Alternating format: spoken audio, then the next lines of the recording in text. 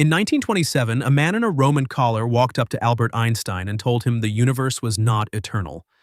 It was expanding. It had a beginning. A day, he said, without a yesterday. His name was Georges Lemaître. He was a Belgian Catholic priest. He was also a trained physicist and his math was sound. He had derived the expanding universe 2 years before the telescopes confirmed it. Einstein heard him out and replied, "Your calculations are correct, but your physics is abominable." Einstein was wrong. The priest was right. And the question he forced onto the table is still one of the most loaded in all of science. Did the universe begin? And if it did, what, if anything, does that buy you?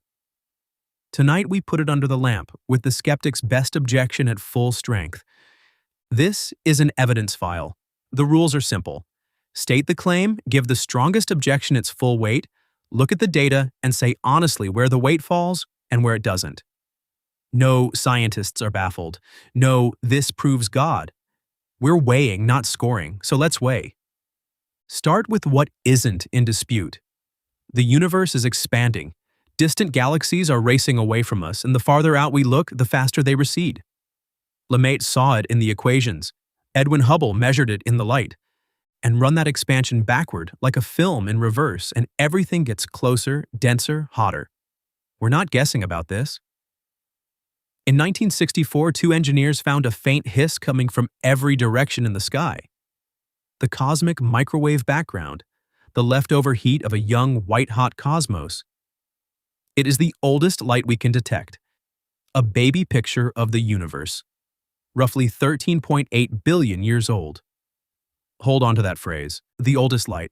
Keep rewinding, and the equations of general relativity drive everything toward a single, infinitely dense point.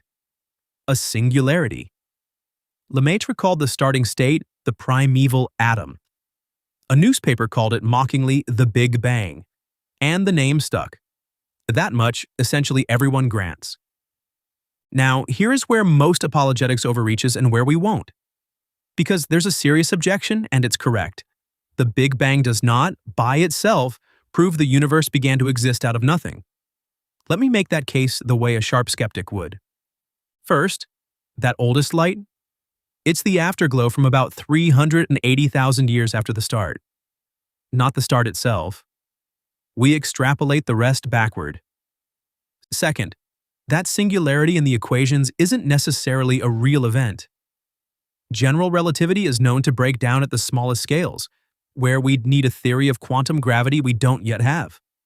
So the beginning in the math may just mark where our current physics gives out, not a proven edge of all existence.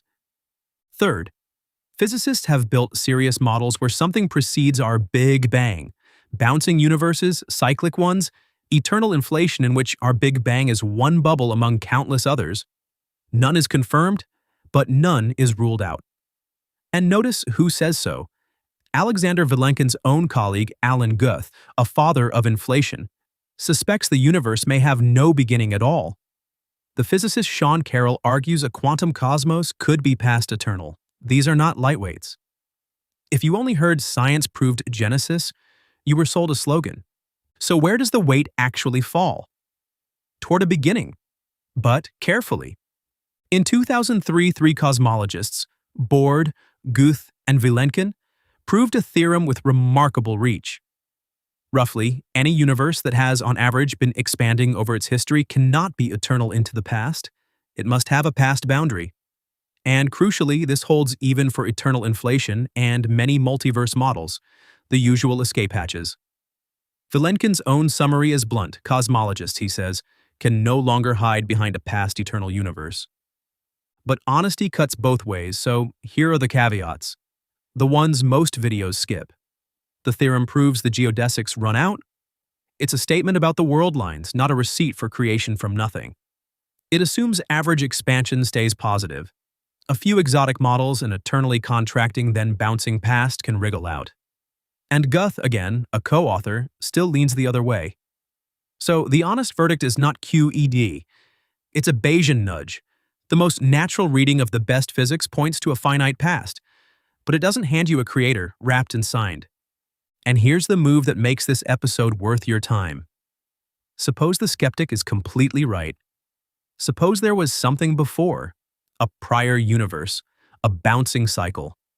It doesn't escape the real question, it just postpones it. Because the deepest question was never only when did it start?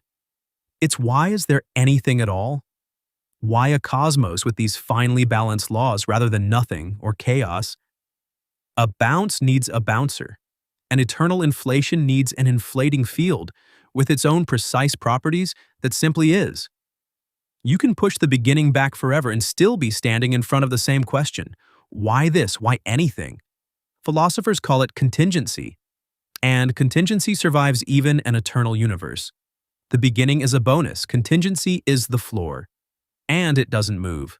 Which brings us back to the priest. In 1951, Pope Pius XII stood up and announced that modern cosmology had confirmed the creation of Genesis, that science had proved God said, "Let there be." It was a triumph for the Church's side. And Lemaître, the believing priest who discovered the beginning, was horrified. He went to the Vatican and asked the Pope to stop. Stop saying the Big Bang proves Genesis. Keep the two apart. His science, he insisted, remained outside any metaphysical or religious question. Sit with that. The single most famous Christian in the history of cosmology drew the exact line this channel draws. The data is not the proof of the doctrine. So we won't tell you the Big Bang proves the Bible. It doesn't. What it does is something quieter and harder to shake. Here is the resonance, offered as resonance, not as proof. The oldest thing we can see, the first signal the universe ever sent us, is light. And the oldest book in our tradition opens at the same place. And God said, "Let there be light," and there was light. We are not claiming Genesis predicted the cosmic microwave background. We're noticing that a finite cosmos, beginning in light, is the kind of universe that book always described. And there's a line the Apostle Paul writes that pulls the whole thing together. For God, who said, "Let light shine out of darkness," made his light shine in our hearts to give us the light of the knowledge of God's glory in the face of Christ. The same God who speaks light into a dark cosmos, Paul says, speaks light into a dark person. Last week we examined the dark, an empty tomb, and said, watch for the light. This is the light, not a proof you're cornered by, a dawn you're invited toward. Because if there is a mind behind the beginning, then the beginning was never the point. The person was. In him, Paul says elsewhere, all things hold together. Examine the dark honestly. Watch for the light. I'm glad you're here.